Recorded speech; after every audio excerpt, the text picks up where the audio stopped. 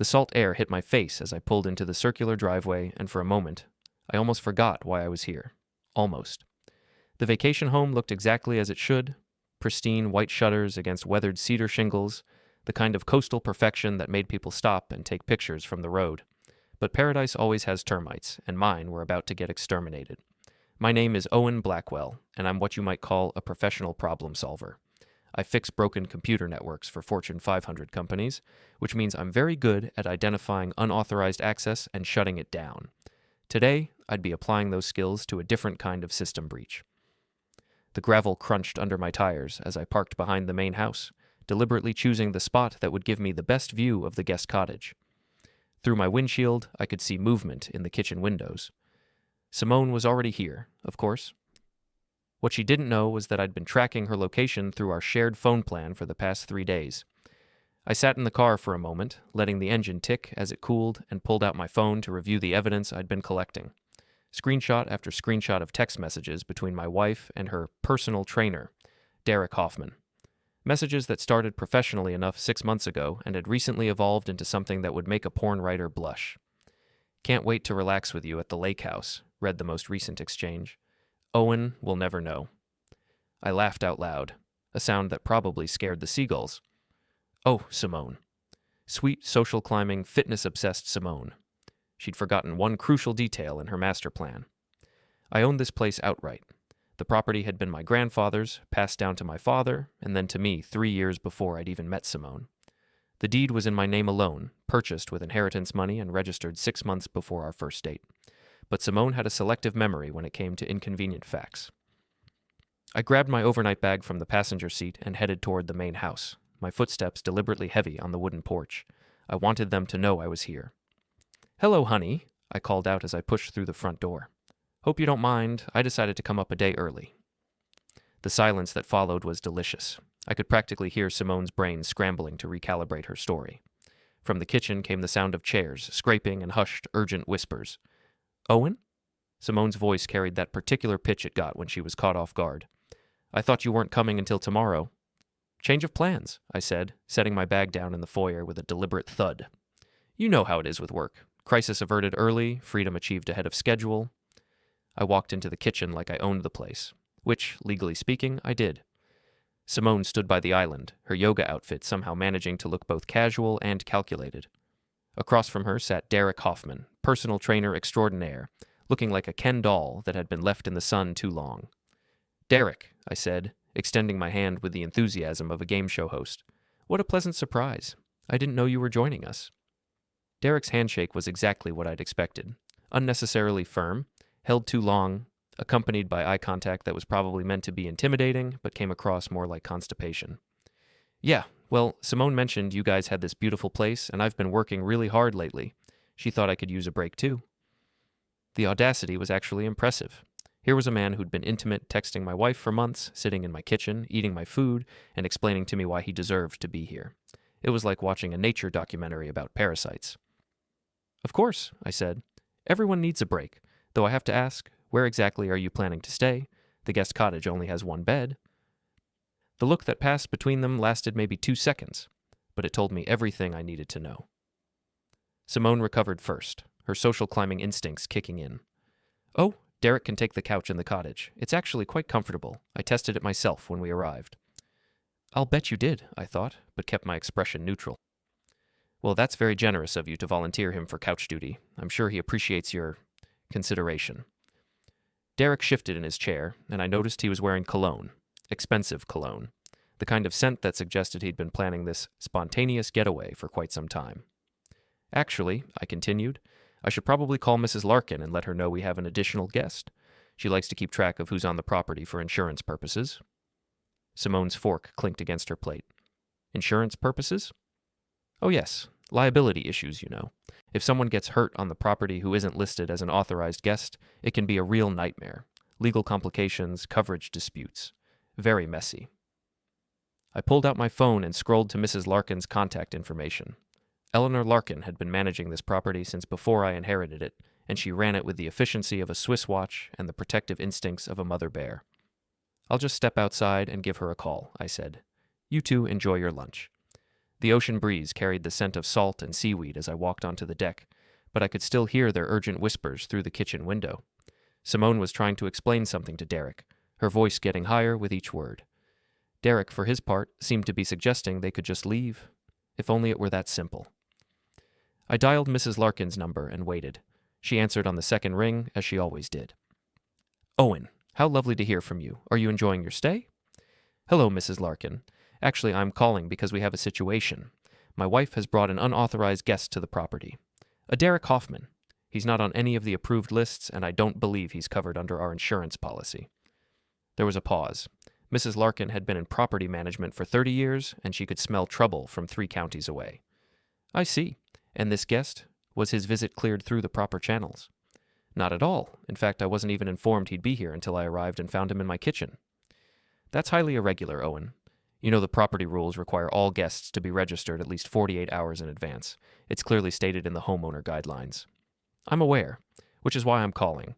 I think we need to implement the standard protocols for unauthorized access." Another pause, longer this time. "Are you sure you want to go that route, Owen? It's comprehensive."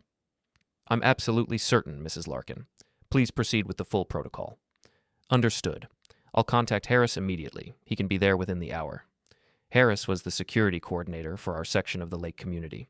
Former military police, built like a refrigerator, and utterly uncompromising when it came to property rules. He was also, coincidentally, my second cousin. "Thank you, Mrs. Larkin. Oh, and one more thing. Could you pull the deed records for this property? I want to make sure we have everything documented properly." "Of course. Though I should mention I have those records memorized. Property was purchased by you in 2019, 3 years before your marriage. Sole ownership, no co-signers, no joint tenancy. Very clean title." "Perfect. Please have that documentation ready as well."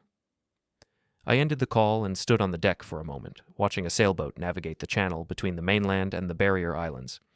The sun was starting its afternoon descent, painting everything in that golden light that made real estate photographers weep with joy. From inside, I could hear Simone's voice getting more animated. She was probably trying to convince Derek that everything was fine, that I was just being overly cautious. Poor Derek had no idea he was about to become the star of his own personal disaster movie. I walked back into the kitchen, where they were both pretending to be deeply interested in their salads. "All sorted," I announced. "Mrs. Larkin is sending someone over to handle the paperwork." "Paperwork?" Derek looked confused. "Guest registration, liability waivers, the usual bureaucracy. Nothing to worry about if everything's on the up and up." Simone's face had gone pale beneath her carefully applied makeup. "Owen, maybe we're making this more complicated than it needs to be. Derek could just leave," I finished. "Well, that's certainly one option, though it would be a shame since he's already here and clearly needs that break you mentioned." I sat down at the table and helped myself to some of the fruit salad Simone had prepared. It was good. She'd always been talented in the kitchen, among other places, apparently. "Tell me, Derek," I said between bites. "How long have you been working with Simone? She's mentioned you quite a bit lately." "About 6 months," he said, not quite meeting my eyes. "She's made incredible progress, really dedicated to her fitness goals." "I'm sure she is. And this getaway, was it her idea or yours?" Derek glanced at Simone, who was staring at her plate like it might contain the answers to life's mysteries. "Well, we were talking after a session, and she mentioned how beautiful this place was. Said it would be perfect for relaxation and maybe some outdoor workouts." "Outdoor workouts? Of course." I nodded thoughtfully. "And you two drove up together?" Another glance between them.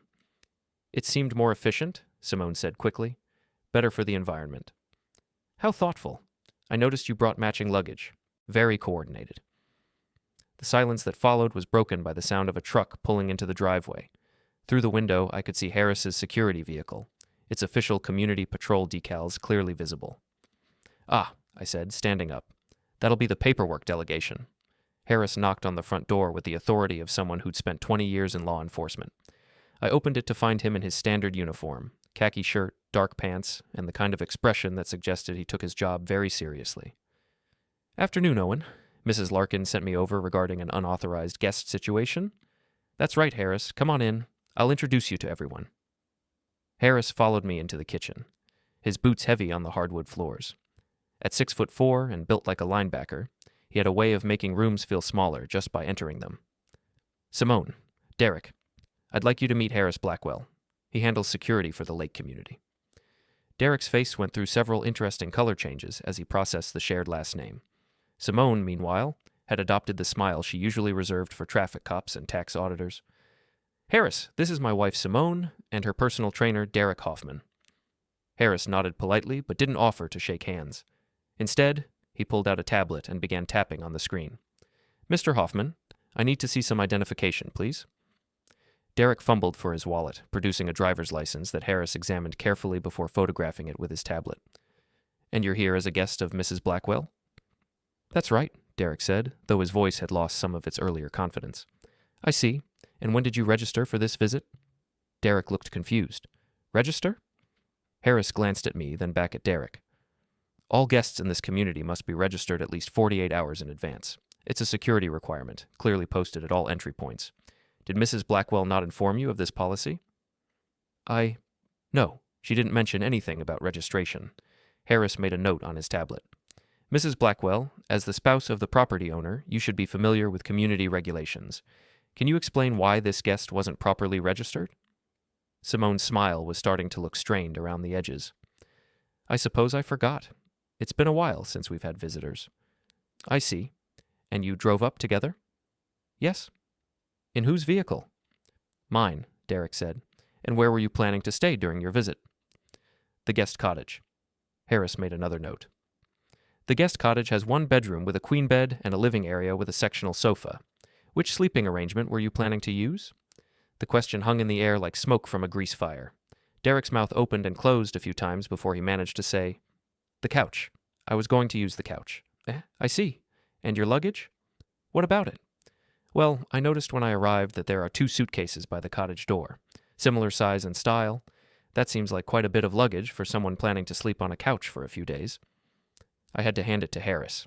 He'd inherited the family talent for asking uncomfortable questions with a completely straight face.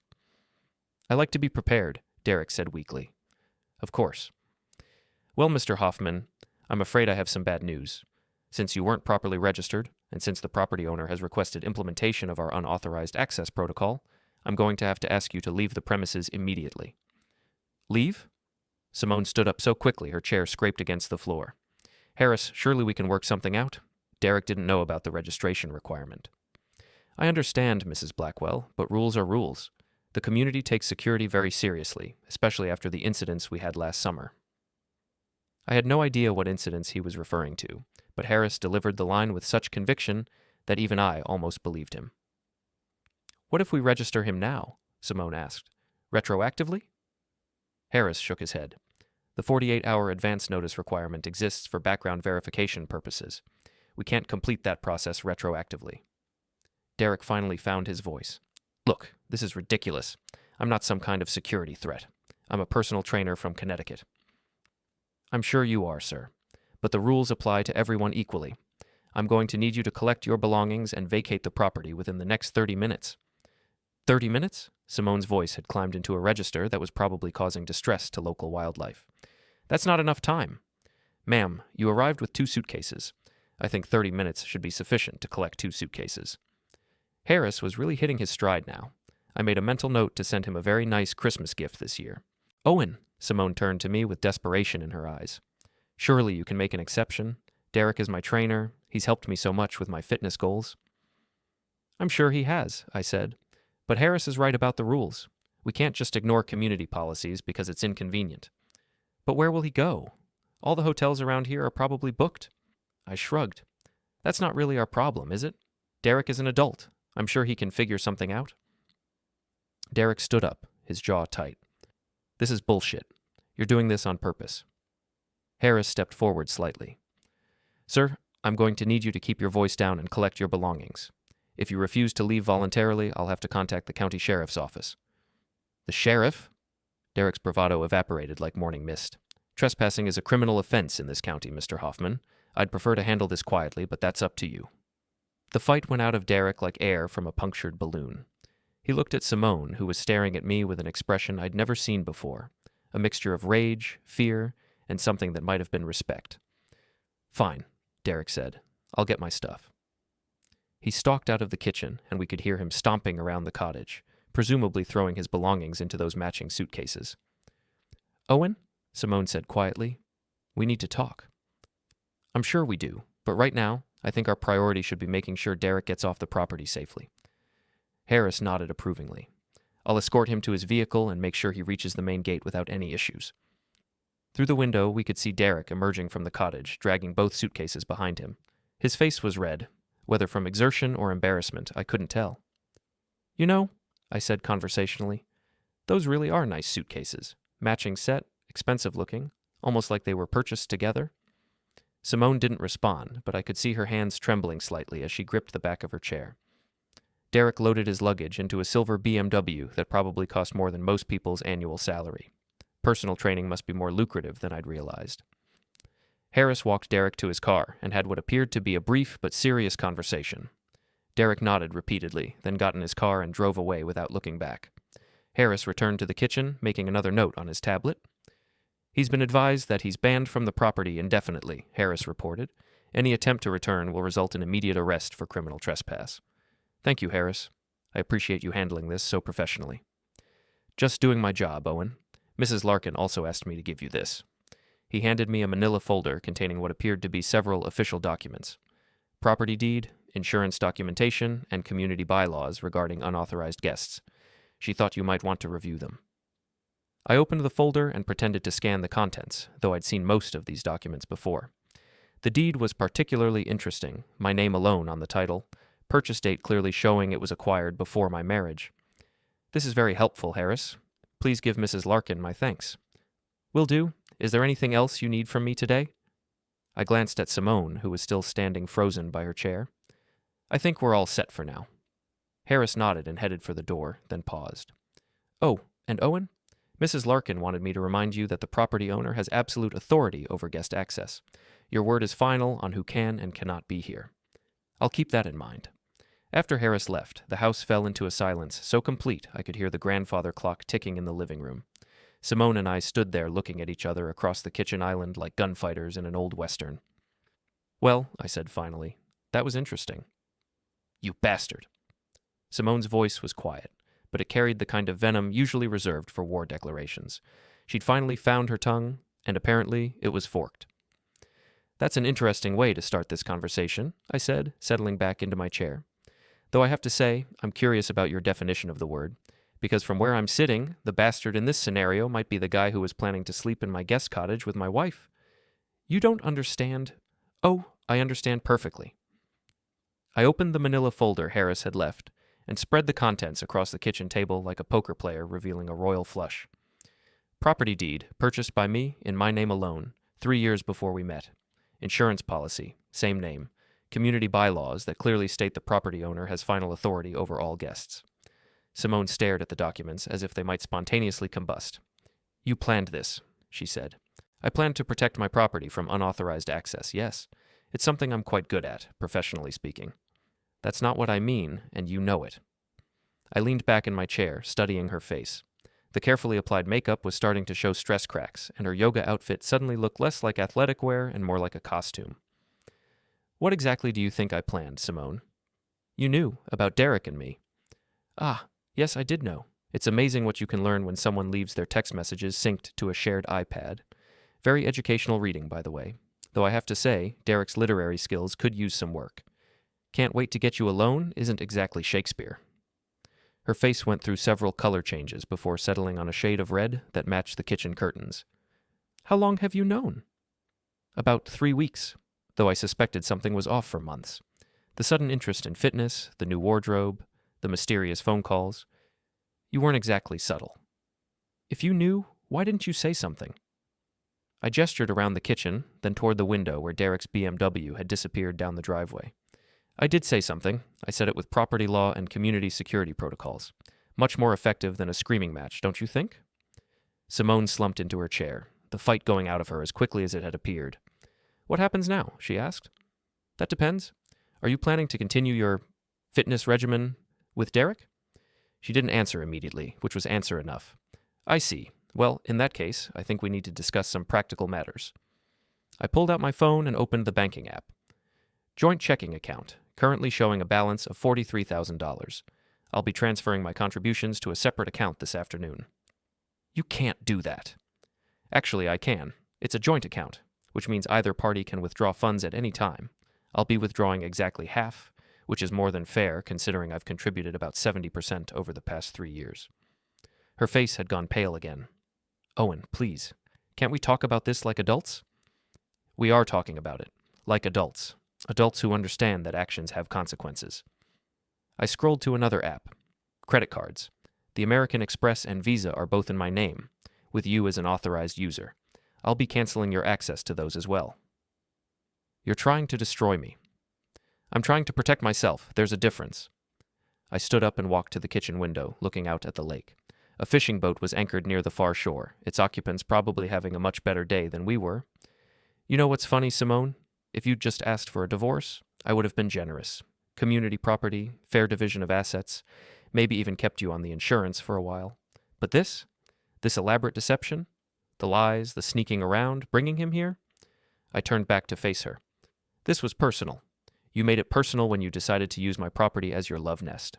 It wasn't like that. Matching luggage, Simone. Matching luggage and a story about him sleeping on the couch. Did you really think I was that stupid? She didn't answer, which was probably the smartest thing she'd done all day. My phone buzzed with a text message. I glanced at the screen and smiled. Well, this is interesting. Derek just tried to check into the Marriott in town. Unfortunately, his credit card was declined. What did you do? Nothing illegal. I simply called the credit card company and reported suspicious activity on our joint account. Standard fraud protection protocols. They've frozen the card pending verification. That's Derek's card you're talking about. No, that's the supplementary card I got for emergencies. The one I gave you last year. The one you apparently gave to Derek. The look on her face was worth every minute of this conversation. You gave him our credit card? He needed it for expenses related to our training sessions, travel costs, equipment, supplements. Supplements, right. I made a note on my phone. I'll be sure to mention that to the credit card company. Unauthorized use by a third party should make the fraud case even stronger. Simone buried her face in her hands. God, what a mess. It doesn't have to be a complete disaster, I said. We can handle this quietly. Civilized divorce, reasonable settlement. Everyone moves on with their lives. She looked up at me with something that might have been hope. What would you want? Full ownership of this property, obviously. The house in town we can sell and split. Retirement accounts divided according to contribution percentages. You keep your car, I keep mine. That sounds fair. It is fair. More than fair, considering the circumstances. My phone buzzed again. Another text message, this one making me laugh out loud. Derek's having quite an adventure. Apparently the hotel requires a credit card for incidentals, and his personal card has a limit that's too low for their security deposit. Where is he supposed to stay? That's really not my problem anymore, is it? Though I hear there's a very nice campground about 20 miles inland. Reasonable rates, beautiful scenery. Simone stood up abruptly. I should go. Probably a good idea. Though I should mention, your access codes for this property have been changed. Mrs. Larkin is very thorough about security updates. Changed? But this is my house, too. I picked up the property deed from the table and held it up. No, actually, it's not. It never was. This is my house, purchased with my money before we were married. You've been a guest here, Simone. A welcome guest until today, but still just a guest. The truth of it seemed to hit her like a physical blow. She staggered slightly, catching herself against the kitchen counter. 3 years, she whispered. 3 years I've been coming here, decorating, entertaining friends, treating it like home. And you were welcome to do all of that, right up until you decided to bring Derek along for the ride. She looked around the kitchen as if seeing it for the first time. The curtains she'd chosen, the dishes she'd arranged, the little touches that had made the place feel like more than just a vacation rental. I need to get my things. Of course. Take whatever belongs to you. I'll be in the living room if you need anything. I gathered up the documents Harris had left and walked into the other room, settling into my grandfather's old leather chair. Through the window, I could see Simone moving around the cottage, collecting her belongings. She moved slowly, like someone walking through a museum of her own life. My phone rang. The caller ID showed Derek's number. I answered on the third ring. Derek, how's the hotel hunting going? You bastard. You did this on purpose. Did what? Enforce the clearly posted community regulations? Protected my property from unauthorized access? I'm not sure what you're complaining about. You know exactly what I'm complaining about. The credit card, the hotel, all of it. Derek, I hate to break this to you, but the world doesn't revolve around your convenience. The credit card you were using belongs to me. The hotel room you were trying to book would have been paid for with my money. The vacation you were planning to enjoy was at my property. Simone said a lot of things, apparently. But here's what I'm saying. Stay away from my wife, stay away from my property, and find your own credit card. I hung up before he could respond. Simone appeared in the living room doorway, carrying a single suitcase. Just one this time. I'm ready to go. Drive safely. The roads around here can be tricky after dark. She paused at the front door. Owen. Yes? I'm sorry. I know that doesn't fix anything, but I am sorry. I believe you, but sorry doesn't unbreak trust, Simone. Sorry doesn't undo lies or erase betrayal. Sorry is just a word. She nodded and walked out, closing the door quietly behind her. I sat in my grandfather's chair as the sun set over the lake, watching the light fade from the sky. The house felt different now. Not empty, exactly, but clean. Like a computer system after you've removed all the malware and updated the security protocols. My phone buzzed one more time. A text from Mrs. Larkin. Property secured. New access codes active. Sleep well, Owen. I smiled and typed back, Thank you. For everything. Outside, the waves lapped against the shore with the steady rhythm of a heartbeat. Tomorrow, I'd start the divorce paperwork. Tonight, I'd enjoy the silence of my own home. For the first time in months, paradise felt like paradise again.